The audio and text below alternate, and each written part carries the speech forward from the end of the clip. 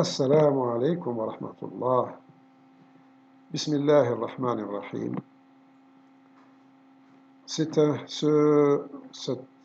vidéo est en quelque sorte un résumé du TD que nous avons eu il y a 2 ou 3 jours, en l'occurrence le lundi dernier.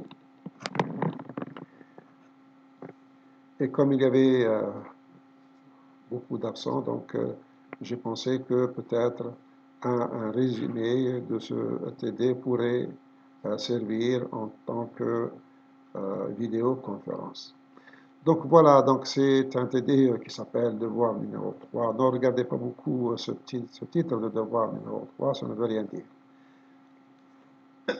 Pardon. Donc voilà, l'énoncé de cet exercice, il dit qu'on considère un composé cristallin ordonné de structure cubique et dont les atomes A, donc qui sont rouges, occupent les sites origine du réseau ainsi que le centre de la maille et les atomes bleus, le centre des faces, comme indiqué sur la figure ci-dessous. Voilà, donc vous voyez la figure, vous avez des atomes rouges qui sont là, donc distribués sur les sommets du cube, et vous avez un autre atome rouge au centre. Les atomes bleus se trouvent dans les faces, le centre des faces du cube. Ceci peut se trouver, ce genre de composé où on peut avoir donc différents types d'atomes de structure ordonnée se trouve dans la nature. Prenez l'exemple le plus simple, c'est le sel, un ACl. Et vous pouvez aussi trouver dans les métaux, dans les alliages métalliques, des composés aussi intermétalliques, mais elles sont très nombreux. Il suffit de regarder un diagramme de phase, un diagramme d'équilibre, pour voir que vous pouvez avoir donc des structures de ce type-là, des structures où vous avez différents atomes, différents types d'atomes qui sont disposés dans des sites assez particuliers. C'est des cristaux, c'est des matériaux cristallins, qui sont des matériaux ordonnés. Comme vous pouvez trouver des structures où vous pouvez passer d'un état ordonné à un état désordonné. Donc ça aussi, c'est des exemples que vous pouvez aussi trouver dans les matériaux métalliques.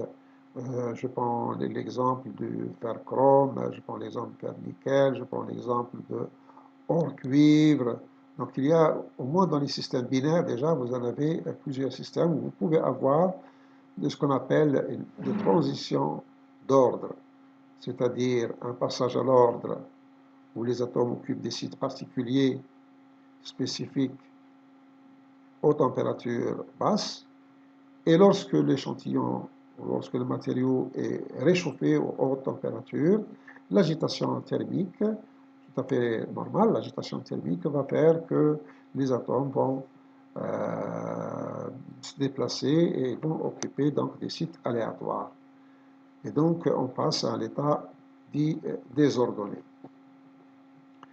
Les méthodes diffractométriques sont capables d'étudier ce genre de phénomène de transition ordre-désordre, etc. Par le biais justement du passage, par le biais du facteur de structure qui est un peu l'objet de cet exercice. Donc dans cet exercice, on nous demande déjà tout simplement de déterminer les positions respectives de chaque type d'atome dans le réseau de la maille cubique. Ensuite, d'exprimer le facteur de structure en fonction des facteurs de diffusion respectifs des atomes A et des atomes B. Et enfin, calculer ce facteur de structure pour les plans un peu précis. Donc nous avons ici sélectionné un certain nombre de plans et en fait terminer par une conclusion. Nous allons commencer par la première question. Pardon, qu'est-ce qui se passe? Je vais revenir à notre A.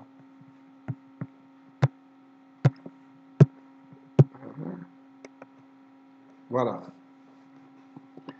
Donc, alors ici, pardon, il y a une petite erreur ici. Voilà. Alors, les atomes de type A, donc on a les atomes rouges, donc ils sont distribués sur les sommets du cube. Alors, comme vous pouvez le constater, donc chaque atome qui se trouve ici, donc dans un sommet du cube, il est partagé entre 8 cubes. Hein.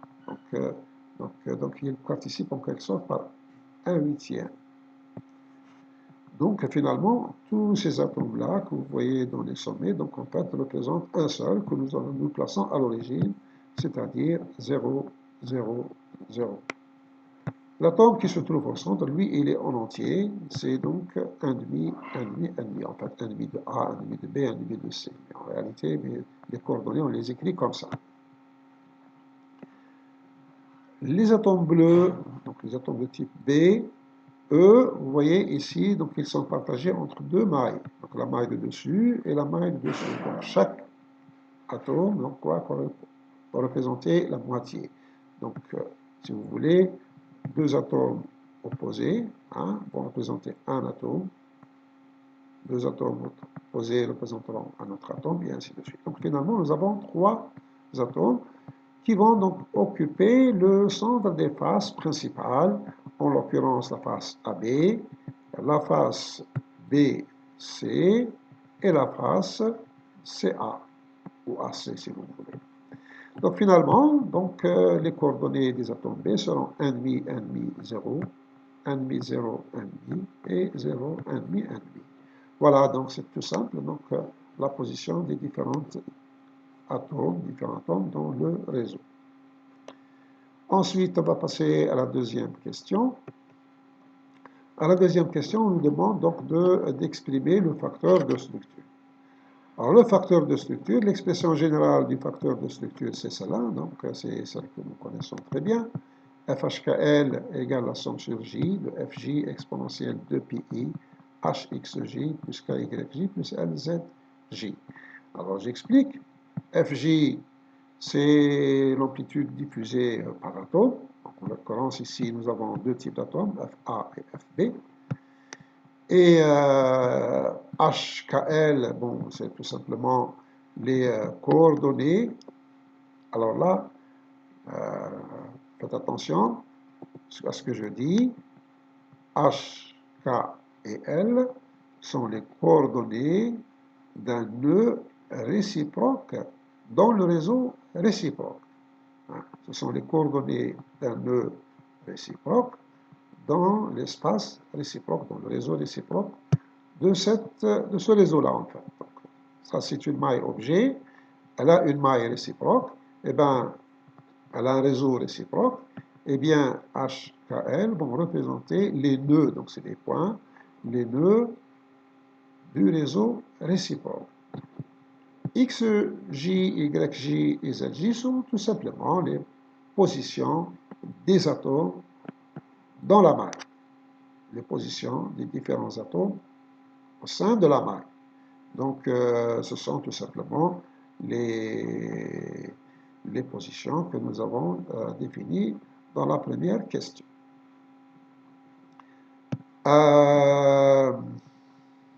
Je ne donnerai pas plus de précision, il suffit de revenir dans votre cours pour mieux comprendre cette expression du facteur de structure, mais nous y reviendrons lorsque nous parlerons de la troisième question.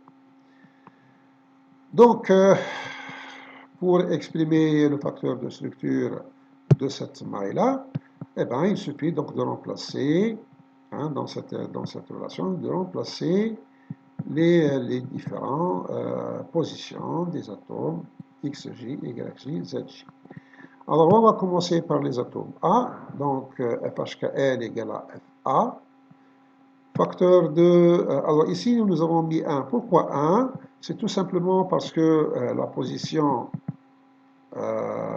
0, 0, 0, ça signifie ici exponentielle de pi fois 0, c'est 1.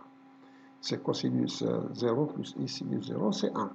Donc, le premier terme, c'est égal à 1. Vous voyez, là, et là, on a tiré le FA en facteur. Le deuxième terme, parce que nous avons deux atomes, hein, deux atomes, donc l'atome du centre et l'atome de l'origine. Donc là, sur l'atome du centre, les positions, c'est 1,5, 1,5, 1,5. Donc on voit bien ici que ça va faire FB exponentielle pi h plus k plus L.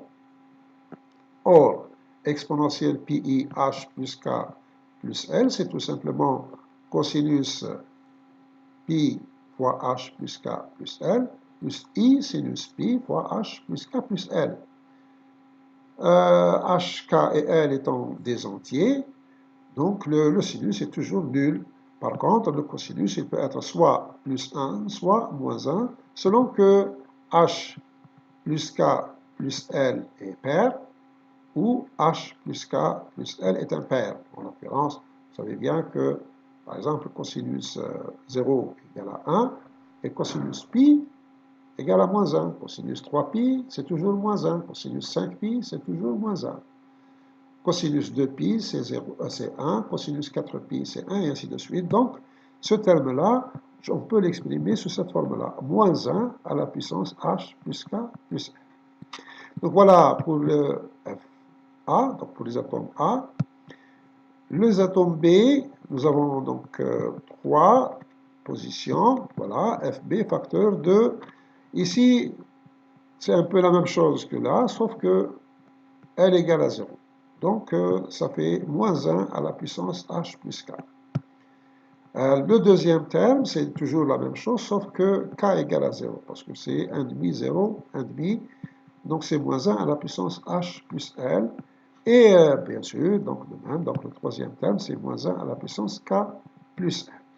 Voilà donc l'expression générale de notre facteur de structure. Maintenant, on va passer à la troisième question. La troisième question, elle nous demande de calculer le facteur de structure pour les plans d'indices suivants. Voilà, 1, 0, 0, 1, 1, 0, 1, 1, 1, etc. Alors, pour ce faire, on peut utiliser, programmer un petit peu cette relation hein, sur Excel et il va faire le calcul automatique. Mais là, comme ce n'est pas très compliqué, donc on peut le faire directement. Alors, si nous commençons par le 1, 0, 0, 1, 0, 0, c'est h égale à 0 et le reste égale à 0. Alors, si h égale à 0, donc ici, nous allons avoir... donc, ça c'est plus 1. Pardon. Donc, c'est A1, 0, 0, c'est K égale à 0 et L égale à 0. Donc, H égale à 1. Donc là, nous avons 1 plus moins 1 à la puissance 1, ça fait moins 1. Donc déjà, le premier terme ici, il est nul. Il reste ce terme-là, ce deuxième terme ici, on va le voir. Ici, K égale à 0, donc H égale à 1, donc ça fait moins 1. Ici, pareil, L égale à 0, H égale à 1, donc ça fait moins 1. Donc moins 1, moins 1. Par contre, là, c'est L égale, H égale à 1, mais il n'y est pas. Donc K égale à 0 et L égale à 0. Ça fait donc moins 1 à la puissance 0, c'est 1. Donc finalement, nous avons moins 1 plus 1. Ça fait moins 1. Ça fait donc moins FB. Voilà. La même chose, on peut faire le même travail pour le 1, 1, 0, c'est pareil. Ici, pour le 1, 1, 0, nous avons ici dans le premier terme, là, L égale à 0, et là, nous avons 1 plus 1, ça fait 2. Ça va faire donc 1 plus 1. Donc, ça fait 2 fois FA. Le deuxième terme, ici, c'est pareil, hein, nous avons 1, 1, 0, donc là, ça fait plus 1. Hein, 1 plus 1, ça fait 2. Ici, c'est moins 1. Et là aussi, c'est toujours moins 1 parce que L égale à 0. Donc, ça nous fait plus 1, moins 1, moins 1. Donc, ça nous fait moins 1. Voilà. Donc, ça nous fera 2 fois FA moins FB. On va continuer, on va prendre le troisième, 1, 1, 1. Alors 1, 1, 1, ici nous avons 1, et là nous avons donc moins 1 à la puissance 3. Donc, ça fait moins 1. Donc le premier terme, lui, il s'annule. Celui-là, par contre, ne s'annule pas parce que 1 plus 1 égale à 2, 1 plus 1 égale à 2, 1 plus 1 égale à 2, donc ça nous fait 3. Ça fait 3 fois FB. Et nous pouvons continuer de cette façon-là. Voici le tableau qu'on trouve. Voici donc toutes les valeurs qu'on trouve. Alors, ici, il y a une remarque déjà qu'on peut faire, c'est qu'en fait, on ne voit pas un facteur de structure nul. Oui, on a pris plusieurs valeurs HKL, mais le HKL n'est jamais nul, quels que soient les indices HKL. Ça veut dire qu'ici, il n'y a pas d'extinction systématique. Il n'y a pas d'extinction systématique. Pourquoi? Parce que le facteur de structure ici n'est pas nul, n'est jamais nul, quels que soient les indices HKL. Donc ça, c'est première remarque. La deuxième remarque, c'est que le facteur de structure n'est pas le même. Pour certains plans, c'est moins FB. Pour d'autres plans, c'est 2 fois FA moins FB. Pour d'autres, 3 fois FB. Et pour d'autres, il est 2 fois FA plus 3 fois FB. Alors, ce n'est pas le même facteur de structure. Parfois, il est très important, comme ceci ici, pour le 2, 0, 0. Donc, c'est le maximum, 2 fois FA plus 3 fois FB. Alors que, par exemple, pour 1, 0, 0, c'est moins FB. Bon, ce n'est pas nul, mais c'est petit. La même chose ici. 1, 1, 0, c'est 2 fois FA moins FB, donc c'est petit. Et puis, ça va dépendre de FB. Hein. Par exemple, si FB il fait le double de FA, eh ben, on va avoir quelque chose qui sera très très petit, hein, qui sera pratiquement nul. Donc, on voit bien ici que, bon, bien que le facteur de structure n'est jamais nul, mais parfois peut être très petit. Maintenant, il faut essayer maintenant de passer à la suite et expliquer qu'est-ce que c'est que ce facteur de structure. Alors, je sais que quelques-uns parmi vous le savent, ou se rappellent plutôt, parce que bon, nous avons eu le cours il y a quelques temps. Le facteur de structure, il représente l'amplitude diffusée par la maille. Le facteur de structure représente l'amplitude diffusée par l'ensemble de la maille, par tous les atomes qui se trouvent à l'intérieur de la maille. Donc c'est une amplitude. C'est une amplitude. Mais bien sûr, dans nos expériences de diffraction, on ne mesure pas les amplitudes, on mesure les intensités. Or, on sait que l'intensité, elle est proportionnelle au carré de l'amplitude. L'intensité est proportionnelle au carré de l'amplitude. Finalement, donc, en fonction du facteur de structure, on peut avoir des intensités assez élevées ou des intensités très faibles. Voilà où est-ce qu'on peut avoir des intensités très élevées, c'est ici. 2 fois FA plus 3 fois FB.